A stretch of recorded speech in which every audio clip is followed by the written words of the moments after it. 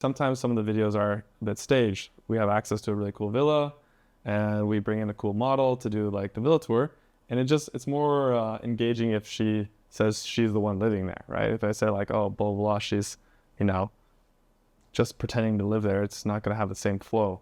So the architect just said, oh, it's like $700 or $1,000 per day. So we make these videos pretty quickly. So I said, okay, why don't we say it's $20,000 per month? Shouldn't have been a big deal, right? $700 per day times 30 days per month, $20,000 per month. The owner of the villa was messaging me and messaging the DM, trolling me and trolling the model, saying like, she doesn't actually live there, and like, it's actually, we don't rent it by the month. And in my view, she should have just been like, when people reach out to her to rent the place, she should have said, just clarified at that point, oh, sorry, this was just a social media video.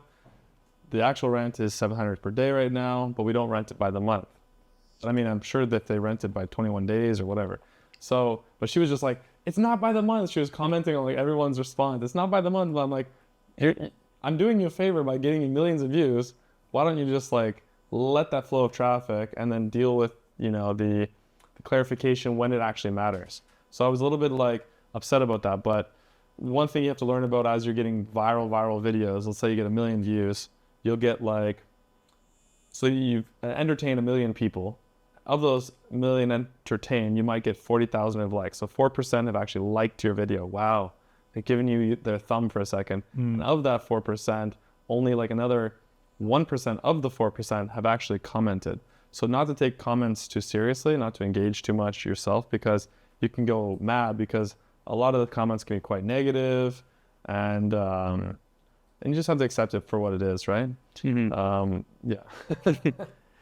I mean, but you've got a tough job right now, because you're the first person in Bali that's actually fucking done this. And like, because there's no one else that has gone out and done these viral videos of that. You'll see that all around America, New York, LA, what do you do for a living, all these types of things. You're the first one, I'm pretty sure, in Indonesia on Can I Get a Tour? Yeah.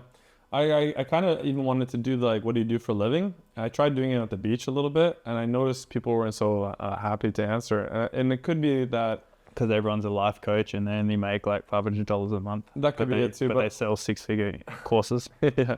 I also think it's like also a little bit about immigration like issues. Like people are a little concerned, like that's a big thing, yes. Because even if they are working legally, because of the nuance of the law here, they're probably just paranoid. Versus like if you're an American living in America, you tell people what you do for a living. But if you're like a bule living in Indonesia, even if you're doing it all legally, you still are a little bit concerned. So it didn't really work out that well.